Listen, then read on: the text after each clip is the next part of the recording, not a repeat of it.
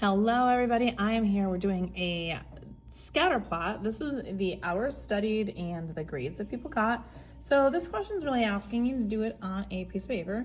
So we could do this by hand. I'm actually gonna just show you how to do this and get the line of best fit using a graphing calculator, because that is the much more logical way to do this. But you can do this, of course, by hand, but I'm going to just show you guys how this will be constructed using a graphing calculator. Double check your work if you do it by hand. So the first place you're going to go is to Desmos. So Desmos.com is where you have a free online graphing calculator. This is what I love to use, and definitely go ahead and use this if you don't have a graphing calculator. Obviously, if you have a graphing calculator at home, you can use that as well.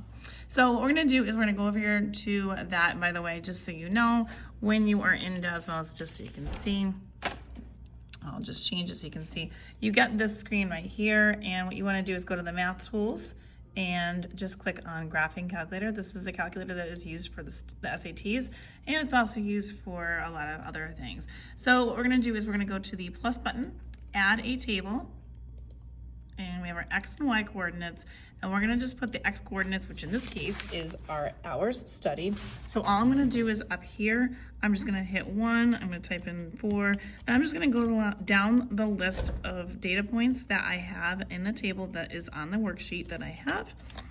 And make sure you're doing it correctly, and don't keep doing mistakes like I'm doing. And once you're done typing in your X coordinates, we're gonna go back up here and we're gonna do the same thing but for the Y coordinates. And so we're gonna keep going all the way down until we have all of the data points in. And once we are done with that, we are going to make sure that we do this correctly. And then once we have all of our data points taken care of, we're gonna scroll down here, and then we're gonna see the second box right here. We're gonna click on that. Now, our Y and our X coordinates, you see how they have like little sub ones next to them. So we're gonna use that when we're writing our equation. And we're doing a linear equation, it's Y equals mx plus b.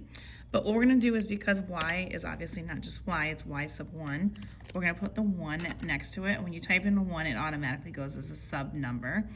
And then we're doing an approximation, because we're talking about a line of best fit. So what we're gonna do is use this button right here. So you do shift and then this button right here, and then that gives you that little squiggly line. That's gonna be your approximation for this line. And then all you're gonna do is type in mx, and then we have to do 1 after it because it is an x sub 1, and then plus b. So that is how you write the equation for this. And as you can see, there is my line. I can zoom out so you can see what the information looks like. Obviously, it's not scaled correctly, but this is where your data points all are. And then right here, we have our M, which is our slope right here, 6.7. So 6.7. And our B value, which is our y-intercept, which is roughly 59.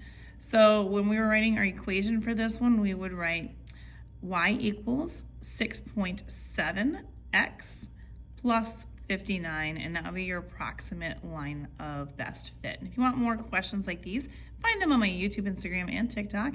If you want algebra, these are all going to be located under the statistics portion of my playlist. And don't forget to like, share, follow me for more, save it for later, and I'll see you soon.